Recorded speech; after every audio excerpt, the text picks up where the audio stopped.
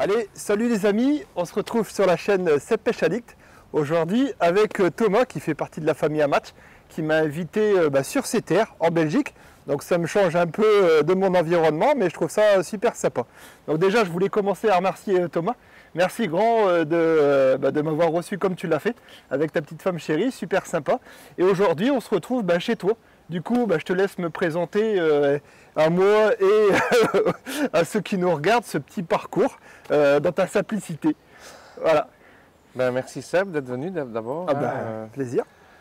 Alors ici, on a le canal de la jonction. Donc c'est une jonction entre les deux canaux, le canal Albert qui retourne vers Maastricht. Aujourd'hui, j'aurais bien voulu t'amener aussi sur un autre parcours, mais il y a des compétiteurs. Il y a des compétiteurs, donc c'est pas possible. Mais le canal de jonction est très bien pour le moment. Ouais. Donc aujourd'hui, une pêche de gardon. Oui. Principalement Principalement de gardons. D'accord, donc très bien. On va essayer de faire des gros gardons. Ouais, on va essayer. Des gardons d'une dizaine de centimètres, il y en a. D'accord. Pour faire. Ouais. Et après, donc un petit parcours où il n'y a pas beaucoup de courant, je vois. En tout cas, ça a l'air calme dès le départ comme ça. Ouais. Il y a quelques C'est très calme, il y a un tout petit peu de variation quand il y a les écluses. Ouais. Mais c'est bien d'avoir un petit peu de navigation. Pour faire bouger un peu le poisson. Voilà, il faut que le poisson bouge. D'accord. Ok, on finit de se préparer, on va mouiller l'amorce. Super. Et puis après, let's go. Donc là les amis, on a fini de s'installer avec Thomas. Thomas est en train de rallonger un peu ses lignes. Moi j'ai terminé, je vais finir l'étape du sondage. Donc on est sur un petit canal, un petit bétonné, ils appellent ça la session entre deux écluses. Donc c'est super sympa, à l'abri un peu des arbres. Donc on est vraiment sur un cadre super sympa. Et on va pêcher, on voit que la différence de fond entre 10 mètres et au-dessus n'a guère beaucoup d'importance. Donc on va pêcher à 10 mètres. Voilà, un peu de vase mais très fine. Donc une pêche qui j'espère sera productive en gardon. Donc les lignes sont montées, je vais vous les faire voir après. Pareil, on ira espionner celle de Thomas qui joue à domicile. Donc il a peut-être un peu plus l'habitude que moi et puis après on préparera l'amorce tranquillement.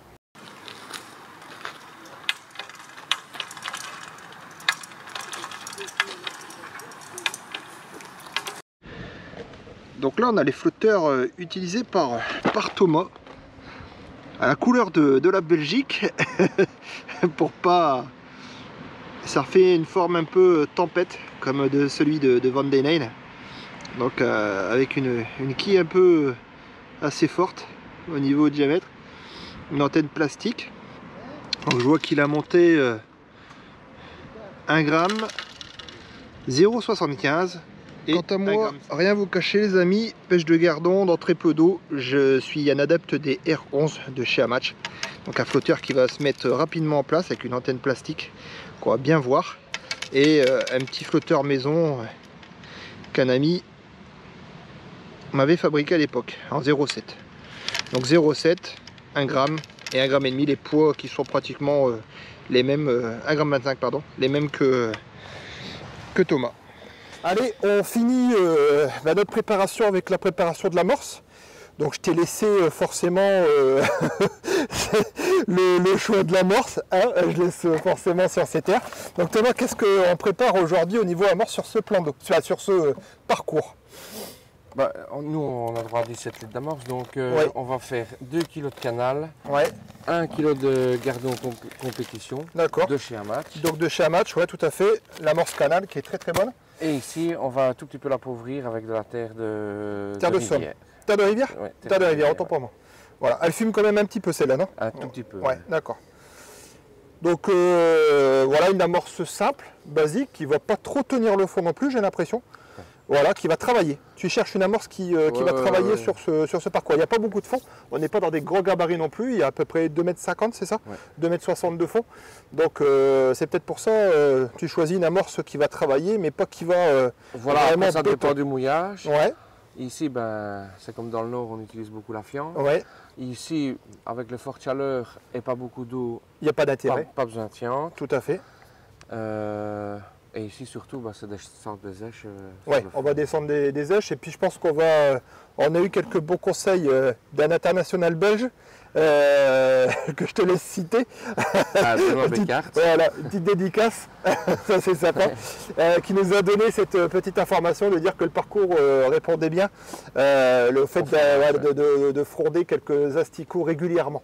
Donc on va essayer de mettre en place cette stratégie. Hein, ouais, et voir si cela fonctionne tout simplement. Allez, on met l'amorce? Ouais. C'est parti.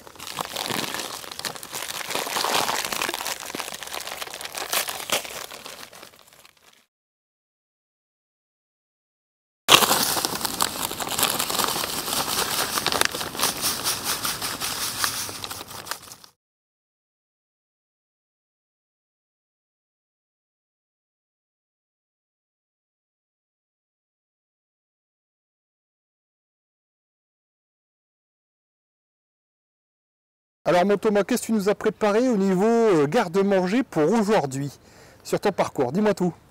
Aujourd'hui on a prévu du fouillis, ouais. Des pinky rubis, ouais. Des gozer rubis, ouais. Et des vaseux. Donc là, Thomas vient de finir de mouiller l'amorce. Donc là tu l'as mouillé en 2 fois. Ouais. Et après donc du coup tu vas incorporer, tu l'as un peu surmouillé, ouais. De manière à incorporer la terre, c'est ça? Oui, parce que la terre va de toute façon prendre l'humidité de l'amorce. Ouais.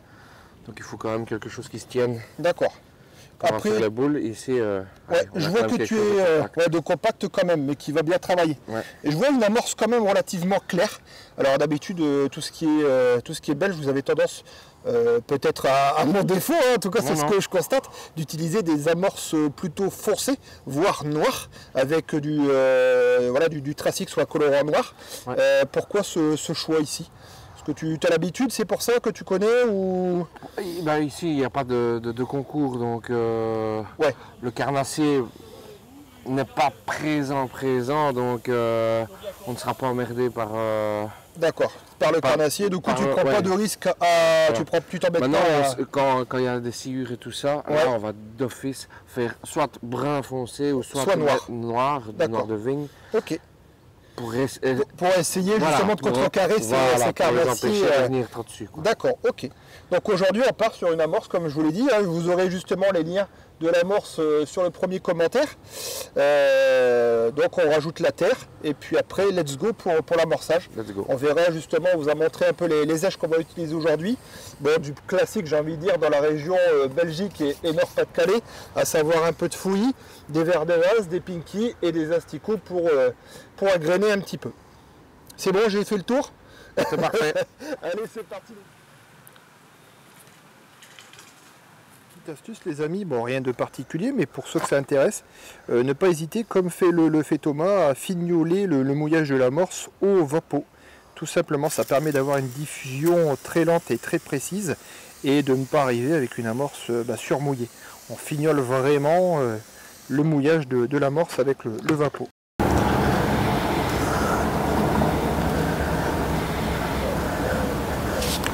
Alors, écoutez, l'amorce est terminée. Thomas a fait les boules. Donc, au niveau stratégie, une dizaine de boules avec uniquement du fouillis. Ouais. Et après, quelques boules justement avec des pinky vivants, toi. Ouais. Hein, des pinky, rubis vivants ouais. Pour faire travailler, justement, commencer à tirer le poisson. Les boules direct, hein. Ouais, éclater directement les boules. Donc on est parti, on va acheter à peu près une douzaine, 13 boules, dont 10 avec du fouillis, comme on l'a dit tout à l'heure, justement, d'autres avec que du pinky. Puis derrière, la stratégie, ça va être d'agréner un maximum des gros gozaires, de manière à faire répandre au plus vite les gardons. C'est bien ça, mon Thomas? C'est bien ça, ouais. Allez, bon, en avant? En avant. Je te laisse amorcer ou j'amorce? Amorce. Allez, attention. Hein.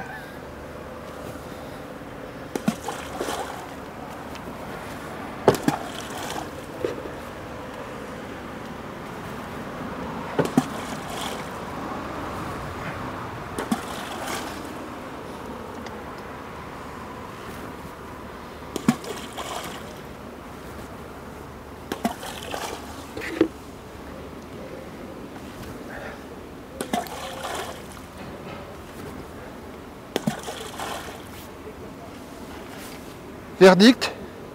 Parfait. Bon. Le sud maîtrise la pétanque. Très belle touche.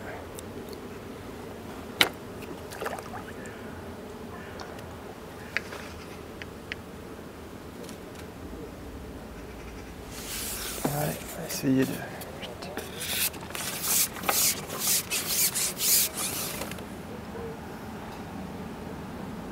Il y a du poisson, c'est pas boucherie, mais je pense qu'il faut aller, voilà, regarde la petite touche que tu as là.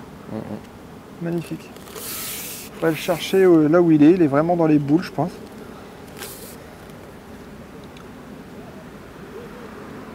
Pas trop loin. En tout cas, c'est là où j'ai lu les 2-3 poissons, vraiment dans le bac. Et à distance...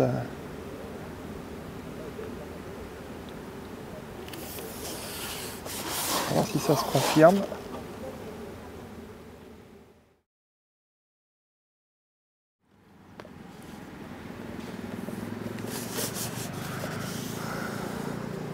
Petite touche. On vient de remettre une petite boule d'amorce histoire de recentrer le peu de poisson qu'il y avait là, au moins les petits là. On a réussi à faire quelques gardons dessus de taille moyenne, plus les petits sur lesquels on est embêté. Donc c'est compliqué, il faut...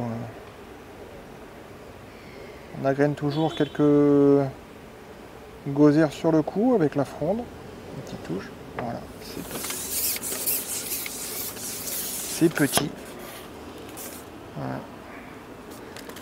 Et pourtant ceux-là on essaye de les gaver, mais c'est pas facile. Ah, premier gardon dans l'épuisette pour Thomas. Bon gardon. Et sur la petite ligne, alors je pense que...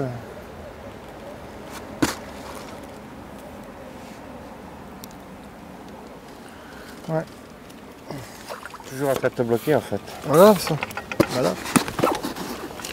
Tant pis.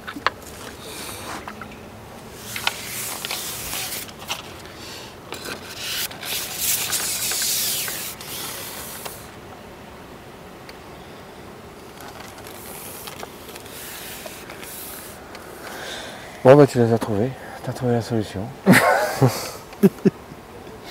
Ou pas.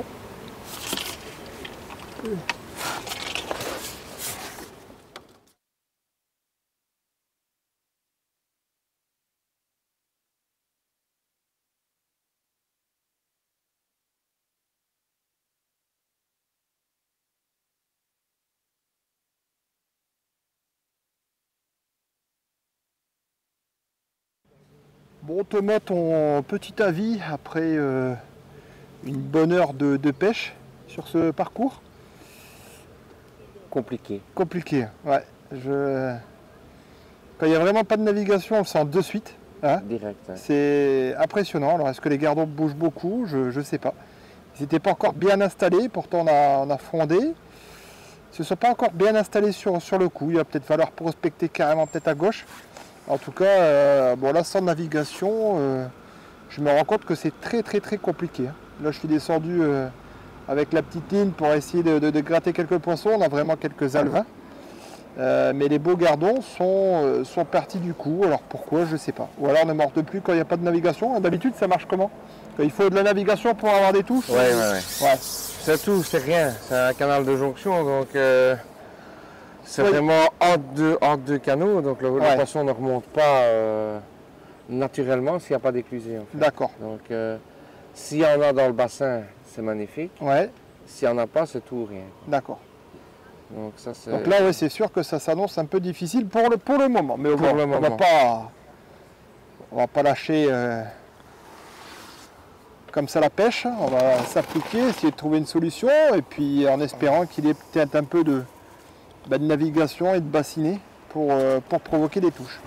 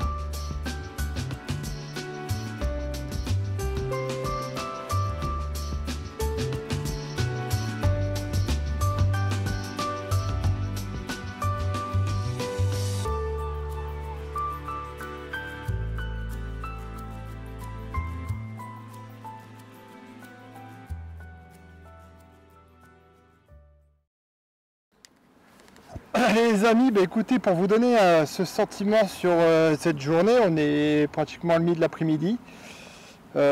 Écoutez, ça a été beaucoup plus compliqué que les choses s'annonçaient finalement. Donc ça fait partie aussi de la pêche. On s'attendait à une belle pêche de gardon. Finalement, ça a été une pêche très technique de gardon. On n'en a vraiment pas fait beaucoup. Quelques beaux gardons à travers, le début. Et puis après, on a été embêté par des silures. J'en ai attelé un. Thomas, on l'a vu, on a attelé un aussi. Ça a été compliqué. Là, on repart sur une stratégie qui est tout double. J'ai envie de dire quelque chose sur lequel je vais tenter.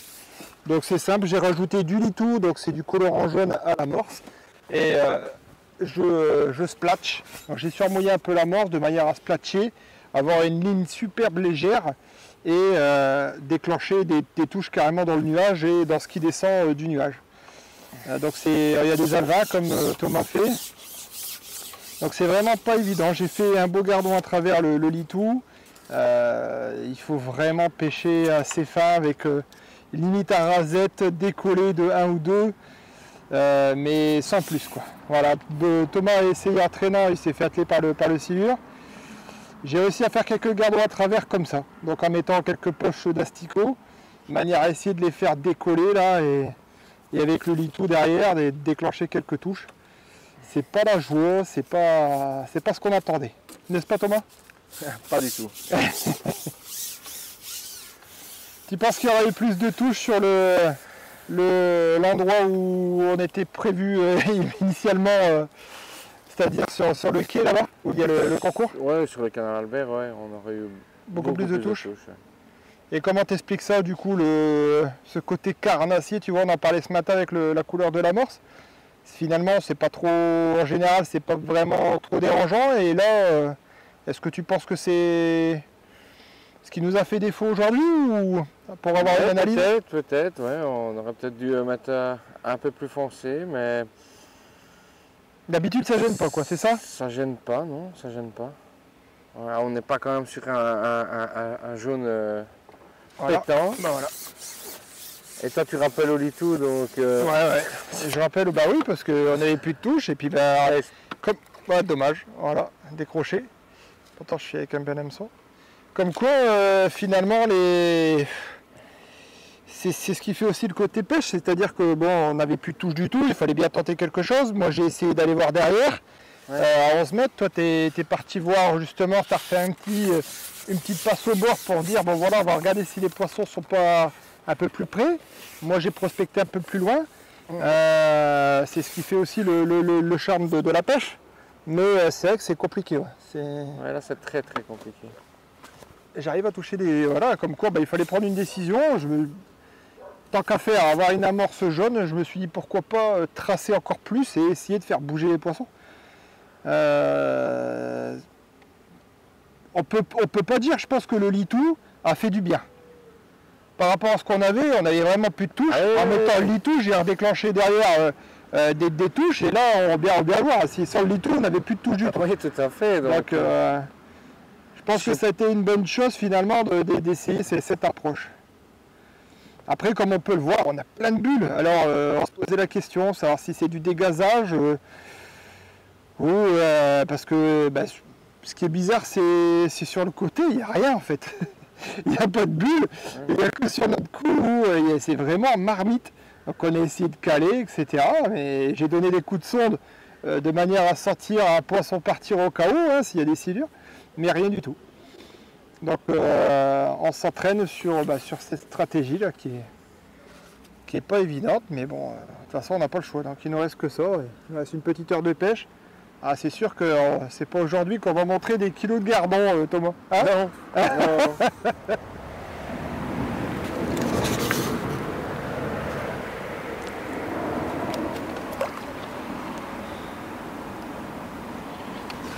Un petit gardon par-ci, un petit gardon par-là.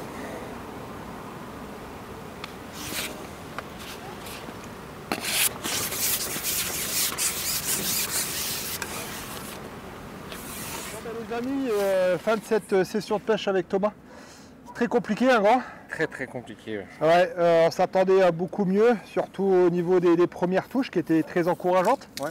On a eu des beaux gardons dès le départ, donc finalement on a mis 10 boules. Et puis d'un seul coup, sans trop pas rien comprendre, je veux dire la stratégie, on n'a pas fait de plus que ça, on n'a pas trop chargé non plus après. Quelques poches d'asticots comme la stratégie était partie, mais on s'est rendu compte que on a eu des trous. Alors j'ai piqué un gros poisson, je pense un silure. Thomas aussi dans l'après-midi, on a pu le voir à la vidéo. Très compliqué. Après, on a tenté le tout pour le tout dans le début de l'après-midi à mettre du Litou. Ouais. À ça, mon petit côté, en essayant de décoller, j'ai réussi à gratter quelques poissons. Oui, tout à fait. Mais ça n'a pas été ça. Non, je pense pas assez de navigation, un parcours qui change énormément par rapport aux fois précédentes, c'est vraiment très difficile. Après, les températures cette année-ci, c'est un peu pas terrible. Ouais. Maintenant, comme je t'ai fait remarquer, l'amorce, on aurait peut-être pu faire un peu plus foncé, mais c'était pas vraiment marquant sur le fond. Non. Est-ce que tu penses que ça aurait joué sur quelque chose au niveau de notre résultat, cette couleur d'amorce après coup ou pas? Peut-être prendre un peu moins de risques, quoi. Ouais. Je pense qu'on est parti un peu trop présomptueux sur cette pêche. Ouais, je pense. En ayant connaissance du parcours par d'autres collègues disant qu'il y avait beaucoup de gardons, de moyenne taille, mais beaucoup de gardons quand même. Et finalement, on s'est rendu compte qu'il n'y avait pas tant de gardons que ça, qu'il fallait quand même les gratter. C'était pas si facile que ça. Ouais, non. Donc un résultat assez décevant. C'est sûr qu'on ne va pas vous montrer 10 kg de gardons malheureusement, mais ça fait partie aussi de la pêche, des vidéos. Je ne suis pas là pour vous montrer que quand ça marche. Donc ça fait partie aussi des vidéos quand ça marche un peu moins bien. Eh bien on est là. En tout cas on a passé une bonne journée. Moi j'ai passé une bonne journée en ta compagnie, on a bien rigolé. On a super. Donc c'est ce côté aussi qui est important, ce côté échange avant tout qu'il ne faut pas oublier. Donc merci Thomas de m'avoir reçu. Et puis on se dit à la prochaine dans le sud. Avec un peu plus de poissons, j'espère. Oui, j'espère. Allez, on place son résultat, on fait quand même voir ce qu'on a attrapé comme petite partie de pêche au gardon, comme on peut le voir. Je sais même pas, on va pas peser parce que ça sert à rien. Très compliqué, malgré qu'il y ait quand même des beaux gardons à travers. Voilà, donc bon, c'est dommage. En tout cas, une belle partie de pêche avec Thomas aujourd'hui. Thomas, je te laisse le mot de la fin. C'est toi l'invité. Bah, très compliqué, décevant pour ici l'endroit, mais bon. Ça fait partie de la pêche. Ouais, ça fait partie de la pêche. On apprend. De toute façon, comme on dit dans la pêche, c'est ce qui fait aussi la beauté de ce sport, c'est qu'on ne perd jamais. On apprend tout le temps. Soit on gagne, soit on apprend. En tout cas, c'est ma devise. Et c'est pas grave, ça fait partie de la pêche. On a quand même fait quelques poissons. C'est pas toujours boucherie. Il faut savoir l'accepter et puis se remettre en question. Et puis, écoutez, on ira chercher d'autres poissons ailleurs avec d'autres techniques. C'est pas grave. En tout cas, on a passé une bonne journée. Maintenant, place à la petite glace qui va bien. Allez, on remet tout ça à l'eau. Let's go. Merci les amis. N'hésitez pas à vous abonner si ce n'est pas déjà fait. Je laisse Thomas remettre les poissons à l'eau. Vas-y. Et on se retrouve pour une prochaine vidéo avec plaisir. Merci pour ceux qui me suivent, c'est sympa. Et au plaisir au bord de l'eau. Allez, salut!